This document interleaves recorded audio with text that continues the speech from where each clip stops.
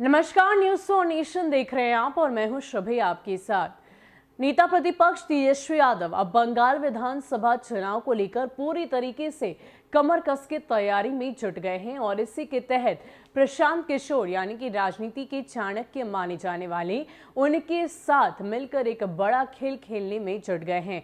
आपको बता दें कि प्रशांत किशोर ने उन्हें आमंत्रण दिया है और कहा है कि उनसे मुलाकात करें। हालांकि वो खुद तो वहां नहीं जा रहे, लेकिन उनके दो सिपह सलार यानी कि श्याम रजक और अब्दुल बारिश सिद्दीकी कोलकाता पहुंच चुके हैं और वो वहां जाकर बंगाल विधानसभा चुनाव की रणनीति बनाने के लिए पूरी तैयारी में जुट चुके हैं। एक तरफ जहां भाजपा पूरी तरीके से हर वो दाव पेच चल रही है कि किसी भी तरह बंगाल विधानसभा चुनाव में अपने आप को मजबूती के साथ खड़ा करना है, रणभूमि में उतरकर पूरी तरीके से जीत हासिल करनी है, तो दूसरी ओर अब राजद भी हर वो कोशिश में है कि किसी भी तरह बंगाल विधानसभा चुनाव जीता जा सके।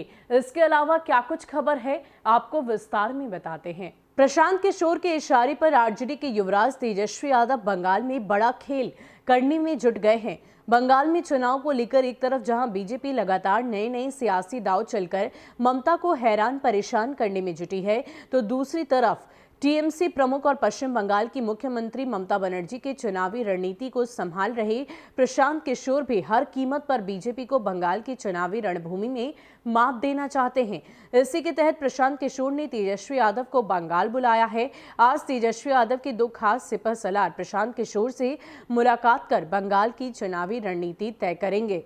गौरतलब है कि प्रशांत किशोर बंगाल में ममता बनर्जी के चुनावी रणनीतिकार है। इससे पहले प्रशांत किशोर कभी बीजेपी के लिए काम कर पूरे देश में चुनावी रणनीतिकार के तौर पर पहचान बना चुके हैं। बीजेपी से बागी होने के बाद प्रशांत किशोर ने नीतीश की चुनावी रणनीति बनाई थी और उन्हें सत्ता में भी वापस लाने में अहम भूमिका अदा किया था। इस दौरान नीतीश कुमार का राजद के साथ गठबंधन था, लेकिन बाद में गठबंधन टूटा और अपने ही दल के नेताओं के बागी तेवर की वजह से नीतीश ने प्रशांत किशोर को बाहर का रास्ता दिखा दिया। फिलहाल प्रशांत किशोर ममता की चुनावी रणनीति तय कर उन्हें हर हाल में एक बार फिर से मुख्यमंत्री बनाने में जुटे हैं। आने वाले चुनाव में प्रशांत किशोर बीजेपी को बंगाल की भूमि पर परास्त करने में कोई कसर नहीं छोड़ना चाहते। प्रशांत किशोर ने ऐलान भी किया है कि बीजेपी बंगाल के चुनाव में डबल डिजिट में भी नहीं पहुंच पाएगी। जाहिर सी बात है कि प्रशांत किशोर चुनावी रणनीतिकार तो हैं ही, साथ ही उन्हें सामाजिक समीकरण और जातीय समीकरण की सूझबूझ भी काफी अच्छी है। यही वजह है कि उन्होंने राजद के युवराज को बंगाल आमंत्रित किया है ताकि ममता बनर्जी के साथ गठबंधन में चुनाव लड़कर बीजेपी को हर कीमत पर शिकस्त दी जाए। बंगाल में चुनावी गठबंधन को लेकर प्रशांत किशोर की बात तेजस्वी यादव से फुल एंड फाइनल मोड में है। बताया जा रहा है कि आज श्याम रजक और अब्दुल बारिश सिद्दीकी इस सिलसिले में कोलकाता में प्रशांत किशोर से मिलेंगे। आज की मुलाकात के बाद चुनावी रणनीति तय होगी। फिर कल हम मुलाकात टीएमसी प्रमुख ममता बनर्जी के साथ इन दोनों नेताओं की होनी है। जाहिर सी बात है कि बंगाल में काफी बिहारी रहते हैं, या यूं कहें कि बिहार से सटे इलाकों में माई समीकरण का काफी जबरदस्त प्रभाव है। कहा जा सकता है कि राष्ट्रीय जनता दल का जिस तरीके से मुसलमान वोटरों पर अच्छा खासा प्रभाव है, उसी तरह बंगाल में ममता बनर्जी का भी मुसलमान वोटरों पर जबरदस्त पकड़ है। लेकिन अगर तेजस्वी यादव की पार्टी राष्ट्रीय जनता दल का साथ ममता बनर्जी को मिल जाता है तो वह वोट बैंक और भी पक्का हो जाएगा। साथ ही बिहारी वोटरों का एक वर्ग जो तेजस्वी के खेमे का है, उसका भी साथ ममता को मिल जाएगा।